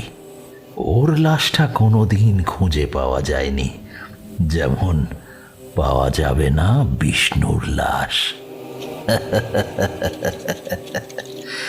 তোমার আড্ডা তুতো দাদাটির বেশ আশিকি মেজাচ্ছিল, বুঝলে কৃষাণু, কিন্তু ওভার কনফিডেন্স ভালো জিনিস না। আমিও ওতেই ডুবেছিলাম। বিরূপাক্ষবাবুর কথা শুনে কৃষাণুর হাত পা হিম হয়ে এসেছিল। যে বিষ্ণুদার খোঁজ করতে এসে এই বিপদে সে নিজেকে জড়িয়েছে, সেই বিষ্ণুদার এই পরিণতি কল্পনা করতেও শরীর অবশ হয়ে আসে। আর এই লোকটা নির্দ্বিধায় অবলীলায় নিজের ভয়াবহ পৈশাচিক কর্মকাণ্ডের কথা বলে চলেছে। ভাবতেও অবাক লাগে কৃষাণুর। বিরূপাক্ষবাবুর কাহিনী তখনও শেষ হয়নি। তিনি বলেই চলছিলেন, বাড়িটায় খুঁত হয়ে গেল। কেউ ভাড়ায় থাকতে চাইল না, বিক্রি করতে চাইলেও করতে পারতো না সমু। নিজেই থাকতে এলো এক সময়, আর আমিও এই সুযোগটাই খুঁজছিলাম। জানতাম আমায় চিনতে পারবে না সমু, যদিও এসব করতে গিয়ে আমার আগের অলৌকিক শক্তি ক্ষতিগ্রস্ত হয়েছে। কিন্তু তাতে কি, এই যে নীলবন্তী গ্রন্থ দেখছ, আমার গুরুর কাছ থেকে পেয়েছি। এই গ্রন্থ পাঠ করা তার পক্ষেও সম্ভব হয়নি। স্বয়ং কর্ণ পিশাচিনী আমায় এই গ্রন্থের জ্ঞান প্রদান করবেন, কিন্তু এর জন্য আমায় নরমাংস, নররক্ত আর অস্থি ভোগ দিতে হবে পিশাচিনীকে প্রতি অমাবস্যায়। দেবী নিজের ভোগ নিজেই বাছাই করে নেন। আগের অমাবস্যায় বিষ্ণু, ওকে তো নিজেই মোহিনী রূপ ধরে ডেকে এনেছিলেন, এবার সমুকে কাজে লাগাবো। এক মুখ দাড়ি গোঁফ নিয়ে মনে করেছিলে তোমায় কেউ চিনতে পারবে না, তাই না রুদ্র? আমি ঠিকই সন্দেহ করেছিলাম তোমায়। তখনই যদি ওকে জানাতাম তাহলে এত স্পর্ধা তোমার হতো না। কল্পেশ্বর হাজরার কাছে প্রচুর ঋণ ছিল আমার বাবার, সেই ঋণ বাবা শোধ করতে পারতেন না, তাই সমুর সঙ্গে আমার বিয়ে দেন। আর আমার বোনের পড়াশোনার যাবতীয় খরচাও নিজের কাঁধে তুলে নিয়েছে সমু। তাই সমুর সঙ্গে ঘর করাটা আমার বাধ্যতার চেয়েও বেশি স্বেচ্ছায়। শোনো রুদ্র, সমু যেমনই হোক তোমার মতো খুনি নয়। আবারও বলছি, এই পাপ থেকে বিরত হও। প্রয়োজনে তোমার বাড়ি তোমার নামে লিখে দেবে সমু। এই এই ছোট ছোট ছেলেমেয়েগুলো কোনো দোষ করেনি, ওদেরকে ছেড়ে দাও রুদ্র, ছেড়ে দাও ওদেরকে। আমি আমি তোমাকে কথা দিচ্ছি, আমরা পুলিশকে কিচ্ছু জানাবো না। প্লিজ রুদ্র। ফাঁদে পড়ে ওরকম সবাই বলে ঝিনুক। সেদিন কল্পেশ্বর হাজরা বিধুবাবু দুজনেই বলেছিলেন সব সম্পত্তি নিয়ে নে, রুদ্র আমাদের ছেড়ে দে। এই ছেলে দুটো না চাইতেও এর মধ্যে ফেঁসে গেছে। ওদের তো ছাড়া যাবে না ঝিনুক। আমার হাতেও আর কিচ্ছু নেই। দেবী যদি ওদের চান তাহলে ওদেরকেও, কিন্তু তোমার আর অমৃতার কোনো ক্ষতি হতে দেব না, কথা দিলাম। তোমরা যেমন ছিলে এখানে তেমনই থাকবে। শুধু সমুখে আমার চাই আজ। দেবী নিজে ওকে চেয়েছেন। কথাগুলো বলেই রুদ্র উঠে দাঁড়ালো। অনেক কাজ আছে ঝিনুক, আর কোনো কথা নয় এখন। এই বলে ঘর ছেড়ে বেরিয়ে গিয়ে বাইরে থেকে দরজা বন্ধ করে দিলেন প্রফেসর। ঘরের মধ্যে আবারও সেই অদ্ভুত নিস্তব্ধতা ফিরে এসেছে। বাঁধা পা দুটো দিয়েই পাশে বসে থাকা কৃষাণুর কোমরে একটা লাথি মেরে ভাস্কর বলল, লোকটাকে আগেই তো সন্দেহ হয়েছিল, সেটা আমায় বললেই পারতিস। বললেই আগে জেনে যেত। আমি যে বাহারপুরে গিয়েছি সেইটা কিভাবে ধরে ফেললো দেখলি না? পরে জেনেই বা কি হলো? এবার না পিশাচে ছিঁড়ে খাবে। এই তুই কিভাবে সন্দেহ করলি? সেদিন কিন্তু সবাই দেখেছিল গঙ্গাজলের ওপর আমপাতাটা সোমেশ্বরবাবুর দিকে স্থির হয়ে আছে, কিন্তু আমি দেখলাম সোমেশ্বরবাবুর ঠিক পিছনেই প্রফেসর। খটকাটা তখনই লাগে আমার। তাছাড়া জুতো মোজা ছাড়ার পরই ডান পায়ে আমি 6টা আঙ্গুল দেখেছিলাম ওর। কর্ণ পিশাচিনী সাধনা না করেই এত তথ্য কিভাবে কেউ জানতে পারে সেটাও একটা প্রশ্ন ছিল। ওর চাহনিও আমার প্রতি সন্দেহজনক রকমের। পরে বুঝেছিলাম আমাকে ট্রেস করতে না পেরেই এই সেন দৃষ্টি। 2-2 4 করতে তারপর আর বেশি সময় লাগেনি। সেদিন রাতে যে তুই এই ঘরে দেখলি, তা এই ঘরে প্রফেসর ঢুকলেন কিভাবে? চাবি তো তোর দিদির কাছে। আরে গাধা, তুই এখনো কর্ণপিশাচিনীর এই মায়ার খেলাটা বুঝিসনি? তোর মনের ভেতর কি আছে সেটাও টেনে বের করে ফেলা ওর বাঁ হাতের খেলা। সেই জন্যই তো জগাই আমাকে কবচটা দিয়েছিল। আমি তো ভাবতেই পারছি না প্রফেসর বিরূপাক্ষ আমার সঙ্গে। এখন কি করব আমরা? প্রশ্নটা সবারই, কিন্তু উত্তর কারো জানা ছিল না। শুধু কৃষাণুর মনে একটা ক্ষীণ আশা ছিল, ওর জগাই দাদা নিশ্চয়ই আসবে। কতক্ষণ সময় ঠিক এইভাবে কেটেছিল ওরা জানে না। সোমেশ্বরবাবুর ঘুমন্ত শরীরটা একভাবে মেঝেয় পড়ে আছে। দেখলে মনে হয় না যে লোকটা বেঁচে আছে। কিছুক্ষণের মধ্যেই লোকটাকে বলি দেবে রুদ্র। উফ, ভাবলেই আমার হাত পা একেবারে ঠান্ডা হয়ে আসছে। সম্ভবত বিষ্ণুদাকে এই ঘরে এইভাবেই মেরেছে ওরা। কতটা সাংঘাতিক লোক হলে এমনভাবে মানুষ খুন করতে পারে? রুদ্র লোকটাকে, ওই লোকটা সাক্ষাৎ পিশাচ, সাক্ষাৎ পিশাচ। দরজা খোলার একটা খুট শব্দে সজাগ হয়ে ওঠে উপস্থিত সকলেই। জানলা বন্ধ থাকায় বাইরের আলো দেখেও সময় আন্দাজ করা যায় না। দরজা খুলতেই বাইরের আবছা অন্ধকার নিমেষে চোখের সামনে ধরা দেয় সবার। সন্ধে লেগেছে সবে। দরজার সামনে লাল বস্ত্র গায়ে দাঁড়িয়ে আছে রুদ্র। ঘরের আলো জ্বালতেই রুদ্ররূপে ধরা দেয় সে। কপালে রক্তচন্দনের তিলক, গলায় রুদ্রাক্ষর মালা, আর চোখে সেই আদিম হিংস্রতা দেখতে পেলেন সবরই। বুঝলেন রুদ্রর সময় হয়েছে। ঘরে প্রবেশ করে দরজা বন্ধ করে দিল রুদ্র। বলল, মায়ের পুজোর সময় হয়েছে, বিরক্ত করবে না। তারপর মেঝে একটা আসন বিছিয়ে ঘিয়ের প্রদীপ জ্বালিয়ে মন্ত্র পড়তে লাগল। ওম রিং আগচ্ছ গচ্ছ কর্ণ পিশাচিনী স্বাহা। ঠিক কতবার এমন এক নাগারে মন্ত্র উচ্চারণ করল রুদ্র তা গণনার বাইরে। তবে প্রতিবারই মন্ত্রোচ্চারণের সঙ্গে সঙ্গেই ঘরের আবহাওয়ার যে একটা পরিবর্তন হচ্ছিল সেটা টের পাচ্ছিল সকলেই। একসময় মন্ত্র পাঠ করা বন্ধ করে চোখ বুজে স্থির হয়ে বসে রইলেন রুদ্র। তারপর পাশে কেউ কথা বলছে এমনভাবে কান এগিয়ে নিয়ে গিয়ে কিছু একটা শোনার চেষ্টা করলেন। কৃষাণু আর ভাস্কর ঠিক একই রকম আচরণের কথা শুনেছিল জগাইয়ের মুখে। শম্ভু বাবা এভাবেই শ্মশানে বসে কর্ণপিশাচিনীর সঙ্গে কথাবার্তা বলছিলেন। হঠাৎ রুদ্র বলে উঠল, তুমি মোহিনী রূপেই ধরা দাও দেবী, তোমার আসল রূপ এরা সহ্য করতে পারবে না। রুদ্রর কথার সঙ্গে সঙ্গে যেন নূপুরের ছম ছম শব্দ শোনা গেল, সঙ্গে একটা মিষ্টি গন্ধ। গন্ধটা কৃষাণুর খুব পরিচিত। সেদিন রাতেও জানলার ফাঁক দিয়ে ঘরের ভেতর থেকে এমনই গন্ধ আসছিল। হঠাৎই মনে হলো রুদ্র সামনের মেঝের উপর রাখা একটা আসনের উপর এক নারী বসে আছেন। পরনে তার লাল শাড়ি, মুখের বেশিরভাগটাই লম্বা ঘোমটার আড়ালে।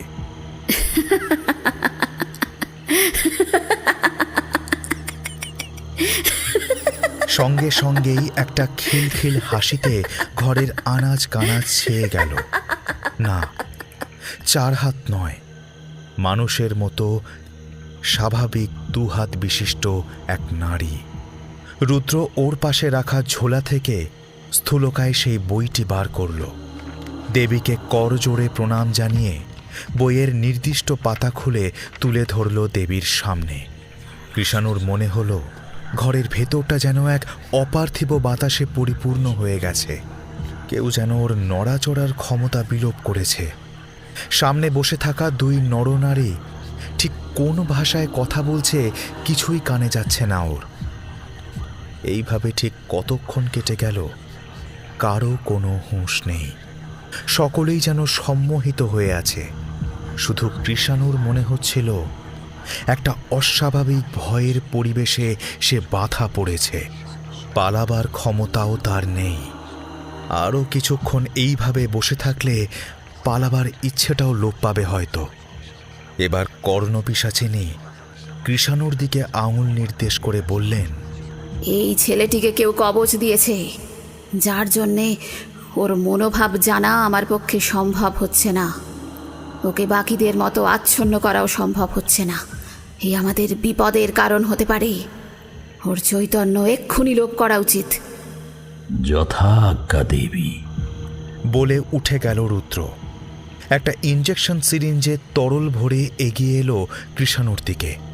হঠাৎই কেউ যেন ঘরের বাইরে, জয় জয় মা শ্যামরূপার জয়, জয় জয় মা শ্যামরূপার জয় বলে হাঁক দিয়ে উঠলেন। গলার স্বর চিনতে অসুবিধা হলো না কৃষাণুর। এই যে জগাইদা, এর পাশাপাশি উচ্চ স্বরে কিন্তু অস্পষ্ট ভাষায় কেউ একটা মন্ত্রোচ্চারণ করছে সেটা শুনতে পেল কৃষাণু। ওং ঐং হ্রিং শ্রিং দং হুং ফট কনক ব্রজ বৈদুর্যমুক্তলাঙ্কৃত ভূষণে এহি এহি আগচ্ছ আগচ্ছ মম কর্ণে প্রবিশ্য প্রবিশ্য ভূত ভবিষ্যৎ বর্তমান কাল জ্ঞান দূরদৃষ্টি দূর সবন। রুদ্র হাতের সিরিজ ফেলে দরজার দিকে এগিয়ে যেতে গিয়েও থমকে দাঁড়াল। কর্ণপিশাচিনী স্থির হয়ে আসনে উপবিষ্ট। মন্ত্রের জোরে তিনিও যেন সম্মোহিত। দ্রুত দরজা খুলে বাইরে গেল রুদ্র। দেখল অমাবস্যার ঘোর অন্ধকারে বাড়ির সামনে লম্বা জটাধারী এক সাধু এসে উপস্থিত হয়েছেন। প্রতিবার মন্ত্রোচ্চারণের সঙ্গে সঙ্গেই হাতের কমণ্ডুল থেকে গঙ্গাজল ছিটিয়ে দিচ্ছেন বাড়ির আশেপাশে। পাশে একজন রোগা লম্বা কালো মতো লোক। রুদ্রকে দেখেই কারোর উদ্দেশ্যে ডাক ছাড়লেন তিনি। দাদাবাবু, আমি এসেছি, জগাই। এদের শক্তির সঙ্গে মোকাবিলা করার এখন একটাই উপায়। ঘরে ফিরে গিয়ে নিজের আসনে উপবিষ্ট হয় রুদ্র। কর্ণপিশাচিনীর বিসর্জন মন্ত্র পড়তে থাকে। ওম রিং গচ্ছ গচ্ছ কর্ণপিশাচিনী পুনরাগমনায় স্বাহা। ওম রিং গচ্ছ এই গচ্ছ মুহূর্তে কর্ণপিশাচিনীর উপস্থিতি রুদ্রর পক্ষে ভয়ানক হতে পারে। দেবীর মন পরিবর্তন হলে রুদ্রর জীবন সংশয়ও ঘটতে পারে। কিন্তু বারংবার মন্ত্র পড়েও পিশাচিনীকে বিসর্জন দিতে পারলেন না রুদ্র।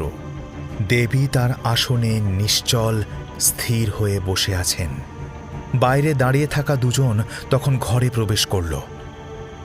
জয় মা, মা, মা শ্যামরূপার জয় হোক।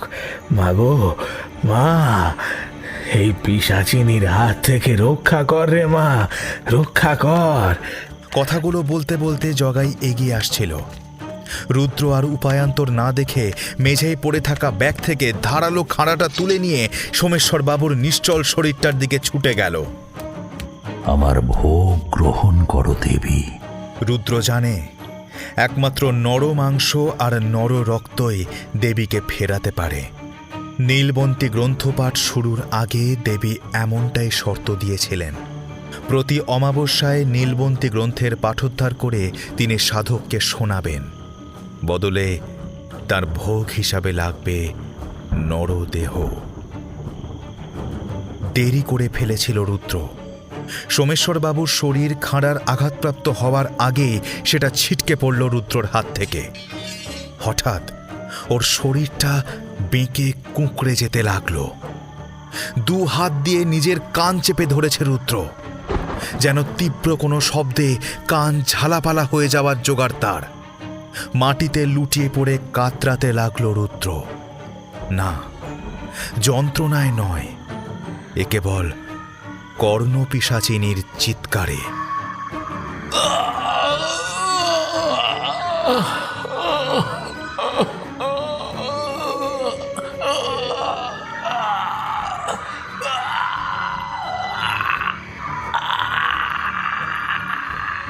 জটাধারী সাধু এগিয়ে এসে তার ঝোলা থেকে এক মুঠো ভস্য বের করে রুদ্রর গায়ে ছুঁইয়ে দিতেই রুদ্রর কাতরানো বন্ধ হল।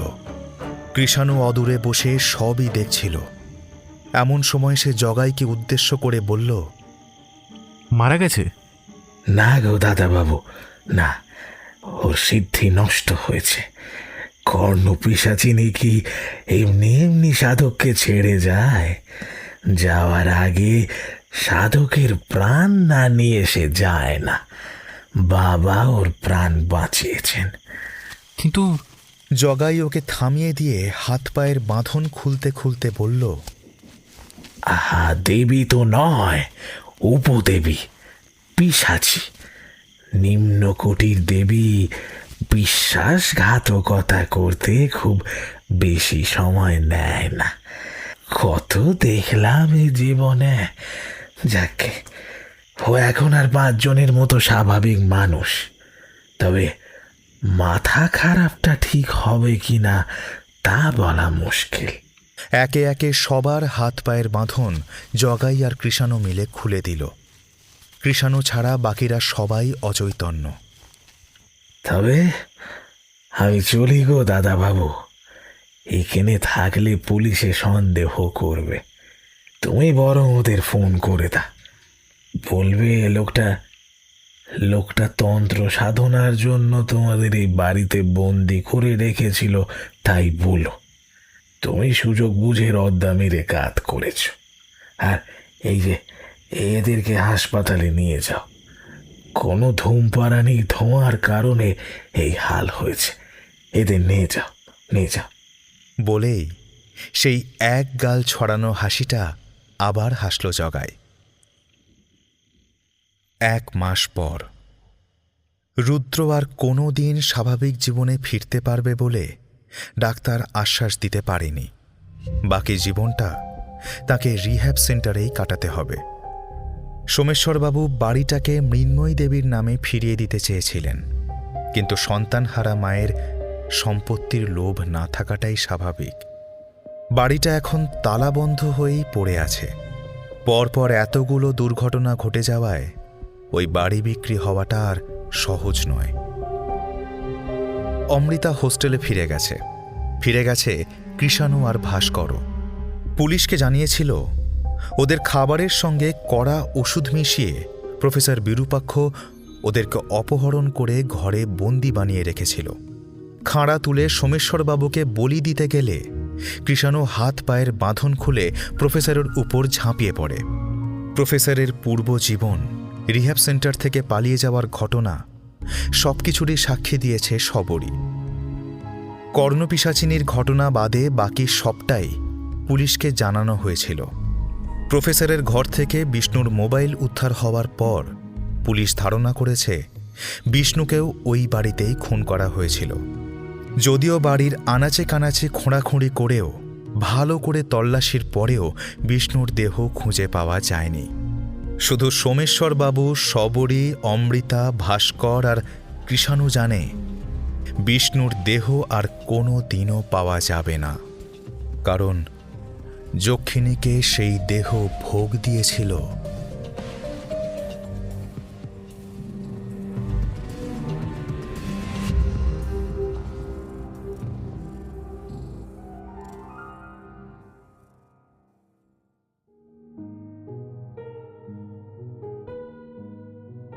সমাপ্ত হল যক্ষিণী সাধক। উপন্যাসটা অখণ্ডভাবে এখনই শুনে নিতে পারো আমাদের স্পটিফাই চ্যানেলে, লিংক রইল ডিসক্রিপশন বক্সে এবং পিন কমেন্টসে। কাহিনী দীপিকা মজুমদার, গল্প পাঠে ছিল স্নেহাদ্রি, মৃন্ময়ীর চরিত্রে ছিল খুশি, রুদ্রর চরিত্রে ছিল সমাপন, বিরূপাক্ষর চরিত্রে ছিল ইন্দ্রনীল, কর্ণপিশাচিনীর চরিত্রে ছিল ঋতুপর্ণা, সবরীর চরিত্রে ছিল দিতিপ্রিয়া, সোমেশ্বরের চরিত্রে ছিল কৌশিক, অমৃতা এবং অলির চরিত্রে ছিল বর্ণিশা, ভাস্করের চরিত্রে ছিল রনিত, কৃষাণুর চরিত্রে ছিলাম আমি অনুভব, জগাই এবং বাবলুর চরিত্রে ছিল কুন্তল, দিলীপের চরিত্রে ছিল শান্তম, সত্যানন্দর চরিত্রে ছিল নীল, সাধু এবং বিষ্ণুর চরিত্রে ছিল ঋদ্ধি এবং অন্যান্য চরিত্রে ছিল ঋদ্ধি এবং খুশি। শব্দগ্রহণ এবং আবহ সৃষ্টি করেছে ঋদ্ধি, নির্দেশনায় ছিল রণদীপ, গল্পের নাট্যরূপে সহায়তা করেছে নীল এবং দিশানি, পোস্টার ডিজাইনিং সুজয় গুপ্ত। তাহলে কেমন লাগলো যক্ষিণী সাধক জানাও কমেন্ট করে। যদি ভালো লেগে থাকে তাহলে ভিডিওটা লাইক করে দিও, সবার সঙ্গে প্লিজ শেয়ার করে দিও, হাইপ পয়েন্টস বাড়িয়ে দিও, আর আমাদের স্পটিফাই এবং ইউটিউব দুটো চ্যানেলই ফলো কিংবা সাবস্ক্রাইব করে দিও এখনও না করে থাকলে। তাহলে চলো আজকের মতো এই পর্যন্তই। আবার আমাদের দেখা হচ্ছে আগামী শুক্রবার নতুন একটা গল্প সঙ্গে নিয়ে। টিম থ্রিলার ল্যান্ডের তরফ থেকে সবার জন্য রইল এক রাশ শুভেচ্ছা। সবাই ভালো থেকো, ভয় থেকো।